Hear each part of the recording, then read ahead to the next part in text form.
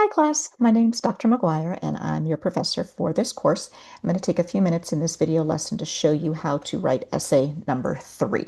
So I'm going to start with sharing a little slide deck to get us started. All right, so this, continue to share. All right, this is for TLA-832, Worldview and Adult Learning, and the essay number 3 is called Connections to Adult Learning. One of the things that you'll need to do in order to complete essay number 3 is to use essay number 1. And I know that the instructions up here on this slide look like a lot. And in a few minutes, I'm going to share an essay that one of my learners has given me permission to use because I think sometimes just seeing how it's done makes more sense, but kind of in a quick overview. And all these instructions are in Halo, of course. Part 1 is going to be a revised version of essay number 1. And you'll do a little reflection. It'll be bulleted, but then there's also a part where you can describe all of the feedback that you implemented into the revisions for essay number 1. Whoop, let me back there. Sorry. Um, it says 250 to 300 words. That's just a guideline, depending on how many corrections that needed to be made. This could be less words than that, but it could be more than that. That's just kind of a guideline. The part 2, this is now where you start incorporating essay number 3 into that very same document from, that was essay number 1. And there are several things that now become synthesized in there. Everything will be research based. So you'll do it on epistemology, axiology, metaphysics, anthropology. And most of this we've been doing in the DQ form. So you can use a lot of the articles that you were using for those DQs and kind of those conversations. I think that'll help you to construct this part of the essay. There's also going to be a synthesis of how those ideas work collaboratively to shape the practice of adult education, and then a discussion of your own personal philosophy of education. So before we get started with the sample, what I'd like you to do is go to Halo, and you're going to go to the gradebook, and I want you to download essay number 1 because that essay has I've attached that essay into the gradebook, and it has all of my feedback. Now, a note, if you don't download it, you're not going to be able to see my bubble comments. One of the features in Halo is that, like in the gradebook, if you, were to click on my attachment, it almost puts it like, I think it like in another screen and it looks like a PDF, but you won't be able to see those bubble comments. So it's really important that you download it so that you can see all of that valuable feedback.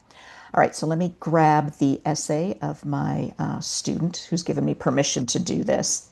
All righty, so what you'll see at the top here would be my global comments.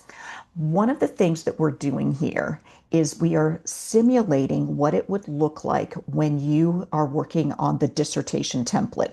Your committee members are all going to be working on the same document, and there's going to be track changes enabled. And it's important to leave those track changes so that there's kind of this running tab of what's been done, who has said what to you, given you which feedback, and how you've addressed those. So it looks colorful, it looks messy, but that's exactly how it's supposed to look. So what you see here would be a global comment that I gave to this particular learner. And then you would keep this global comment here. And then as we scroll, you can see this was the title page prior. And what you'll notice on your essay, if you went and downloaded it, you're going to see that I put this in here for you. And this is the reflection. And as mentioned in that slide deck earlier, this will be a bulleted list of the changes that you made and a discussion of how you incorporated the feedback that I gave you into the revisions. So you'll kind of do this almost last. You'll make all the revisions to essay number 1. Then I would suggest you go back, make your bulleted points, and tell me how you addressed everything. Again, you want to keep the track changes enabled because it simulates exactly what happens during the dissertation or with the dissertation template and how you communicate back and forth with your committee. Then you'll notice that I have put in something like part 1. So that wasn't in there before, but now we know that we're converting essay number 1 into essay number 3. So you're going to leave that in there. And you'll notice that there are some bubble comments. So, for example, one of the bubble comments that I gave to this learner was be sure to use possessive apostrophes correctly, such as students. And you'll notice that I put the apostrophe after worldviews instead of students' worldviews. This is a really easy fix. So, all my learner's going to need to do is just put an apostrophe there. But you'll notice, see how it kind of put that in there? So, there's that little, it's in red, it's underlined. And again, this is where it starts to just get kind of messy. It just looks a little odd, but that's exactly what you need to be doing. I also suggest that what you should do here is you should reply to me and you should write the word addressed and then hit like the um, little arrow. I'm going to delete that out because I'm not the one that's making these corrections.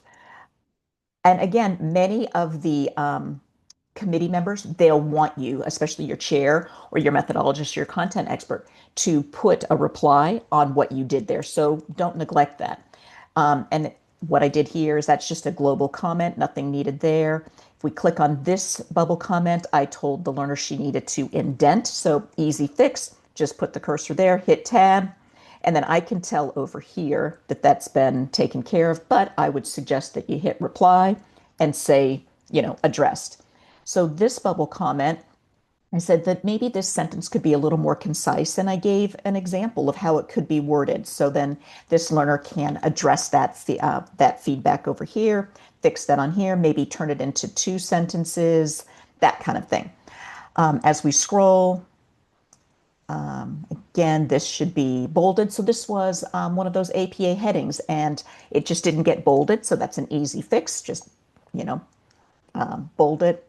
Let's see what else. Oh, this is a really good one. So what I said here is that a paragraph should have a minimum of 3 sentences. So while this paragraph is indented, fabulous, and it's really well written, it's not actually a complete sentence. So in scholarly writing, a paragraph should have a minimum of 3 sentences. So what the learner will need to do is go back and add in a sentence here, maybe something in the middle here, or sum it up differently over here, and then again, just hit reply and say addressed. I'm not going to go through every single comment that I made on this learner's paper. I do appreciate that they allowed me permission to use it as the sample. So as we continue to scroll, and the learner will revise according to my feedback, we get close to the conclusion. So this is like the part one. Lots of work here. Hang on, still scrolling. Synopsis. Hmm.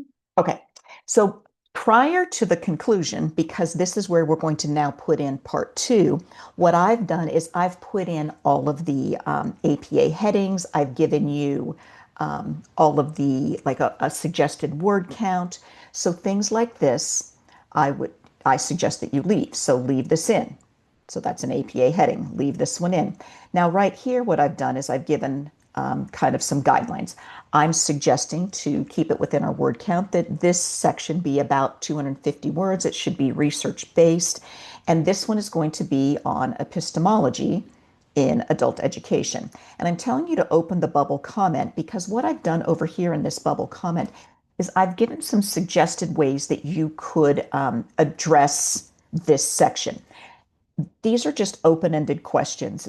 I am not telling you that you must use these. It's just something to get you started on how you might be able to write this section. So, for example, in what ways do adult learners' diverse epistemological beliefs affect their engagement with course content and instructional strategies? Maybe what role does epistemology play in shaping the design of adult learning environments, particularly in relation to knowledge construction and meaning making? Again, these are just suggestions. So if you're sitting there kind of wondering, I don't know what to write for this section, I've given you some kind of just jumping off points where you could look at the bubble comments with some kind of open-ended questions. The section should be written in third person point of view. You need to have some parenthetical and text citations. They should be from current empirical research. And then anything that you add as far as those parenthetical in-text citations needs to have a corresponding reference that's added to the reference page. Now, this same format is going to just continue as we go through it, and everybody's essay will look the same at this point, just because I've given the same instructions. So the next section is role of axiology, same kind of thing, 250 word research based. Look at the bubble comments, and I've given again just some sample questions that you could use to help you write this section. Third person point of view, parenthetical in-text citations, add it to the reference page. Then we move into metaphysics, anthropology. Again, I think at this point you can kind of see how this is going. Then we get into the collaborative role of how all of those work together, the epistemology, the axiology, the metaphysics, and the anthropology. So this is going to be a synthesis. So you've got those sections written up above, and what you want to do is you now want to kind of, just collaborate them together, synthesize them together.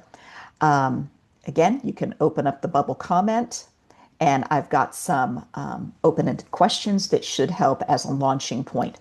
This section is also written in third-person point of view. You need some parenthetical in-text citations, add it to the reference page. And a lot of them, this could be the same articles that maybe you used above. So if you found a really great article, you can certainly reuse it in this section. Now, this one is a little more personal. So this is your personal philosophy of education. Again, keep the APA headings. I recommend about a 250 word word count here. This is the synthesis of those points, the epistemology, axiology, metaphysics, and anthropology, but this is going to be how it connects to your personal philosophy of education. This one is a little different. You may write in first person point of view because you're using personal pronouns. This is your personal philosophy of education and how these different components work into that. Again, I've provided you with a bubble comment that gives you some ideas of ways that you could address this. You don't have to use these, but sometimes learners are kind of confused and thinking, I don't know how to write this. And so these questions can help you. The conclusion. So the comment that I've written here is that you'll probably need to revise your conclusion. And on that note, you actually might need to also revise your introduction because you've added new things into this essay. Because as you recall, it was essay number 1. Now it's becoming essay number 3. And so we're starting to see things kind of, overlap a little bit. So I suggest that you take some time to think about how you will maybe add a little bit more to your thesis statement in that introduction to include the new components and how you might want to revise a little bit in your conclusion in order to address the new components. And then the reference page, you're just going to add to the reference page any of the new citations that you added in. So that's all I've got for you. I hope this video lesson helps. If you have any questions, feel free to reach out to me in the private forum or in the class forum if you think your question could benefit all of the learners. Again, the key thing here is download your essay from the gradebook because that's where you'll be able to see my global comments, my feedback, the bubble comments, and any of those new headings and sections that I've added into that document in order to make it essay number 3. Again, it's going to look colorful, it's going to look messy, and that's okay. I'm used to looking at it that way, and I know that sometimes the spacing gets a little weird. Again, that's okay. This is totally simulating what the dissertation template looks like and the way that you will be communicating with your committee members and making revisions over time. All right, again, good luck. Let me know if you've got any questions. Bye-bye.